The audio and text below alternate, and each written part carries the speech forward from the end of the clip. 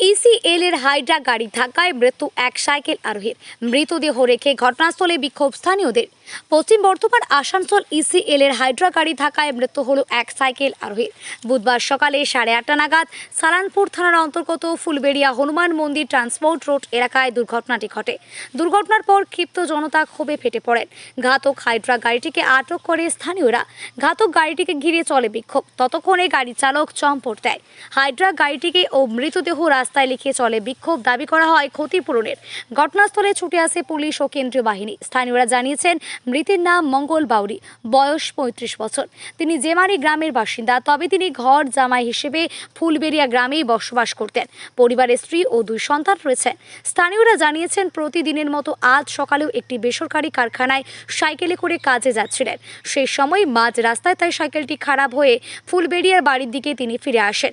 তখনই transporting road Phulberia Hanuman মন্দিরের কাছে একটি ইসিএল এর হাইড্রা গাড়ি তাকে ধাক্কা মারে, যার ফলেই ঘটনাস্থলে ব্যক্তির মৃত্যু হয়। তবে ঘটনার পর চালক ঘটনাস্থল ছেড়ে পালিয়ে যায়।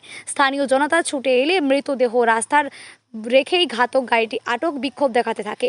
পরিবার ও স্থানীয়দের দাবি, যতক্ষণ না তাদের ক্ষতিপূরণ দেওয়া হচ্ছে তারা এই বিক্ষোভ চালিয়ে যাবে। স্থানীয়রা জানান এর আগেও এই এলাকায় একাধিক দুর্ঘটনা ঘটেছে। ইসিএল এর গাফিলতি ও নিরাপত্তার অভাবে এই ঘটনা ঘটেছে চলেছে। যে সকল ডাম্পারগুলি চলে সেগুলি খালাসিদের দ্বারা চালানো হয়, যার ফলে এই ঘটনা ঘটে। তবে এই ঘটনা প্রসঙ্গে ইসিএল এর তরফে কোনো প্রতিক্রিয়া পাওয়া যায়নি। হয়ে আছে সেই রাস্তাগুলোকে ঠিক করতে হবে। রাস্তাগুলো ঠিক না করার আগে তাদেরকে প্রোটেকশন দেওয়ার দরকার বেশি। রাস্তাতে গার্ড নেই, এইভাবে যদি চলতে থাকে তো মুশকিল আছে। এর আগেও একটা এরকম ঘটনা ঘটেছে।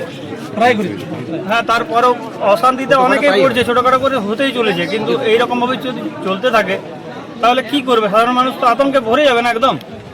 কি হয়েছে আজকের ঘটনাটা তো যেমনকি আপনারা শুনেছেন এর আগেও, তো ডিউটি যাচ্ছিল, যাওয়ার পথে ওর সাইকেল খারাপ হয়, চেনটা কেটে যায়।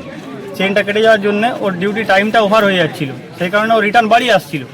তো ওই বাড়ি আসার পথে হেঁটে আসা সত্ত্বেও এই গাড়িটা আসছিল ইসিএলের দিয়ে আসার পথে এই সাইডে মানে একটা ডাম্পার এই দিক দিয়ে যে যাচ্ছিল, সেই ডাম্পারটাকে সাইড দিতে গিয়ে এই সাইডটাতে দেখেনি যে আর কে আছে, গরু আছে, ছাগল আছে, মানুষ আছে, কিচ্ছু কেয়ার করেনি। পিছন থেকে গাড়িটা চাপিয়ে দিয়েছে এইদিকে।